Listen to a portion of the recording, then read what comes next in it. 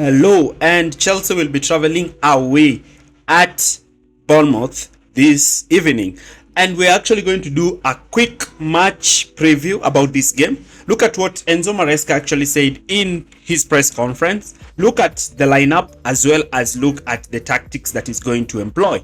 So Enzo Maresca was quite positive. He really shied off from communicating about whatever is happening in the club, that is the ownership debacle that Chelsea actually have now. But in the first thing that he talked about was the position of Enzo Fernandez. He really talked about where he believes Enzo Fernandez plays well, as this was actually a response from a journalist. Now, in his press conference, Enzo Maresca talked about how Enzo Fernandez plays as an attacking midfielder slash a number 6, explaining how he's very good as an attacking midfielder in possession, and he is actually the player who drops deep alongside Moises Caicedo when they're defending to actually create that double pivot, similar to what I've actually been doing when I'm doing my analysis. The last game against Crystal Palace, he looked quite remarkable in that position, even in the second half when Manchester City in the latter stages of Manchester City's game, he looked to play in that deep position. Another thing he talked about is the new signing, Jadon Sancho, and he actually explained that how Jadon Sancho is actually very important for the team when it comes to playing against teams that are looking to sit back, teams that are not looking to actually carry the ball forward, and teams that are not playing against the high line. Can use his tenacity, his dribbling ability, and his ability to actually bring a lot of players to press him and actually free up spaces for other players. He's actually playing as a deadly weapon for the team when the team is actually facing a lower block that needs individual quality to actually break them down.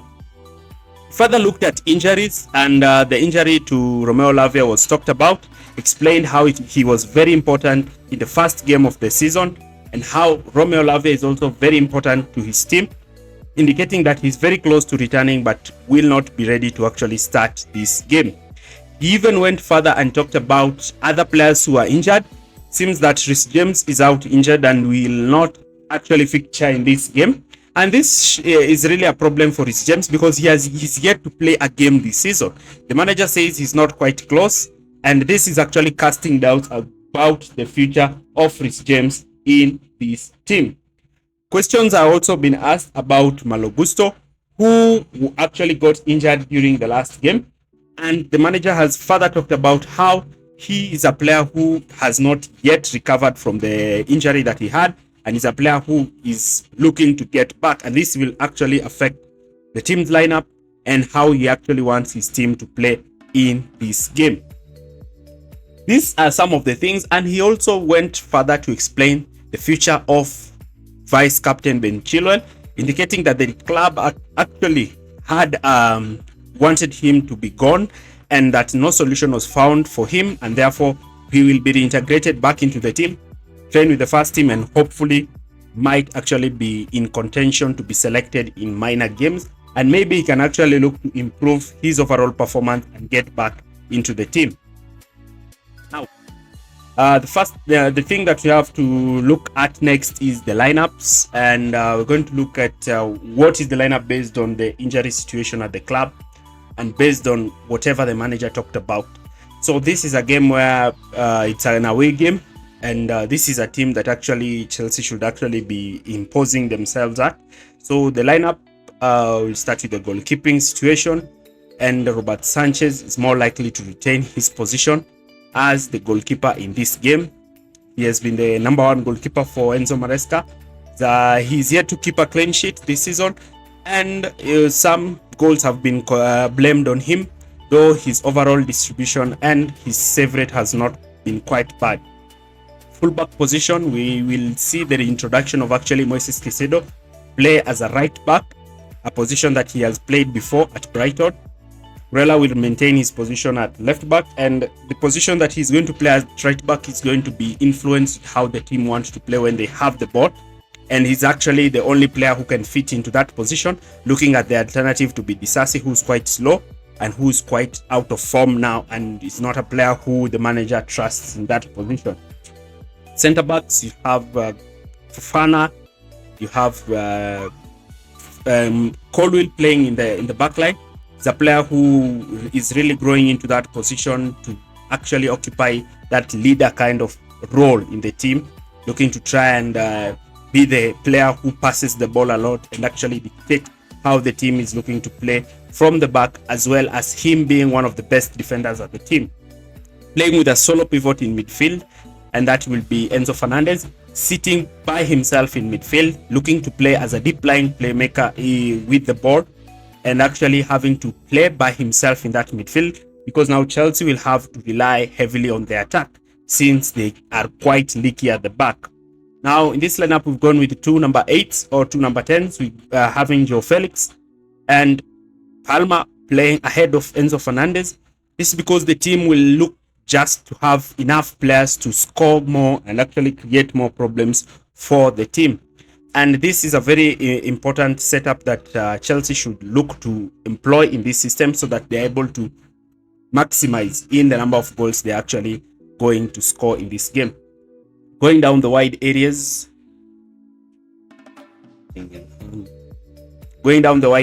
you have Noni Madueke and Pedro Neto also looking to play wide, and their main aim is to maximize their 1v1 threat once they're trying to actually run after their fullbacks and look to try and create those overloads down the wide areas. And leading the line with Nicholas Jackson.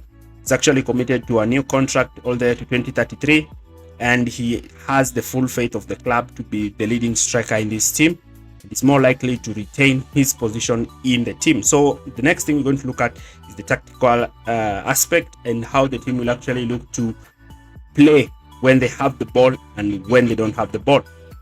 So looking at my lineup, I've gone with a 4-1-4-1. It's a more attack-based lineup, and we have 2 blocks. We have the block of the attackers, we have the block of the defenders, and this block is actually to ensure that there is excellent balance in the team.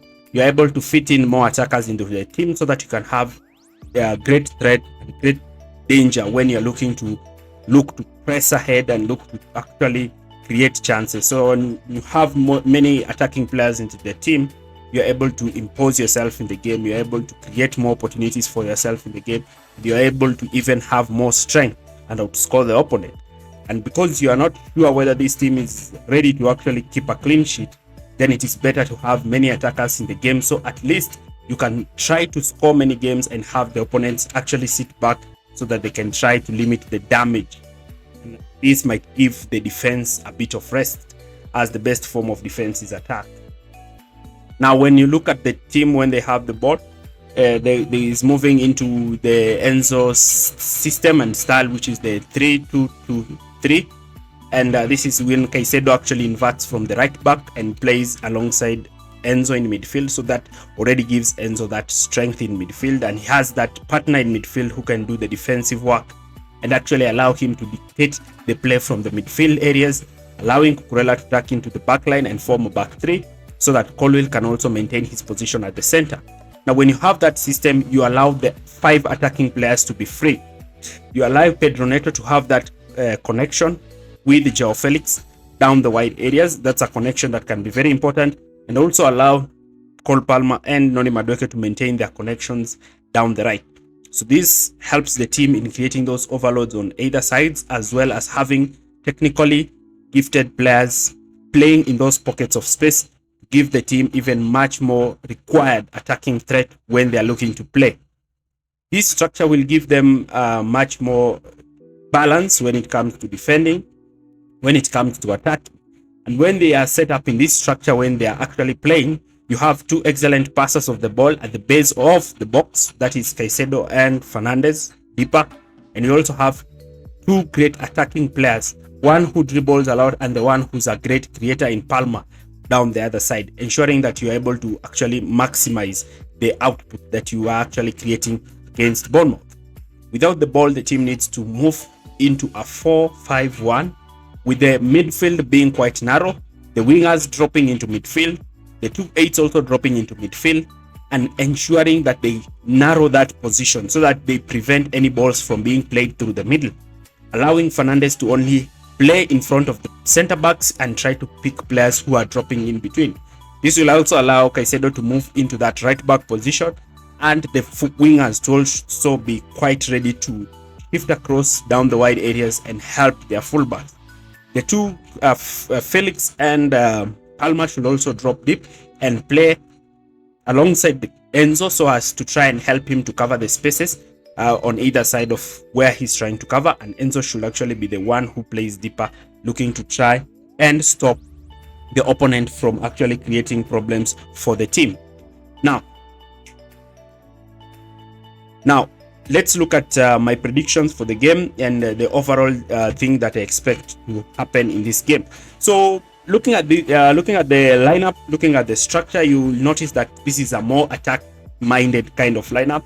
Emphasis more on attack, emphasis more on passing the ball, emphasis more on scoring and chance creation.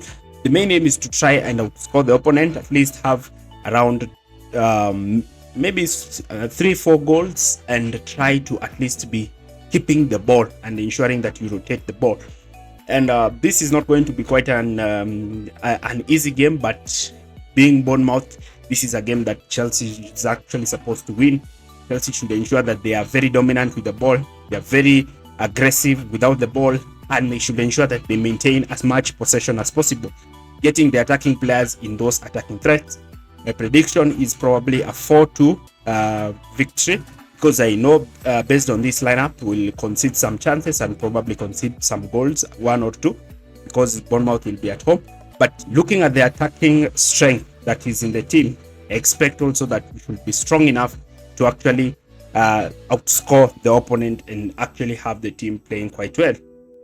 Can also see some substitutions in this game, whether Jadon Sancho can come on or Christopher Nkunku can also come on and try to improve the team. Or later on, you can bring Renato Viega to actually play in midfield so that he can actually solidify that position in midfield when João Felix is taken out, maybe around the 60th minute, when you want to actually maintain control of the game and ensure that the team is strong enough to defend and control the game till the end. That's my analysis for the game, and do not forget to like, share and subscribe, and thanks for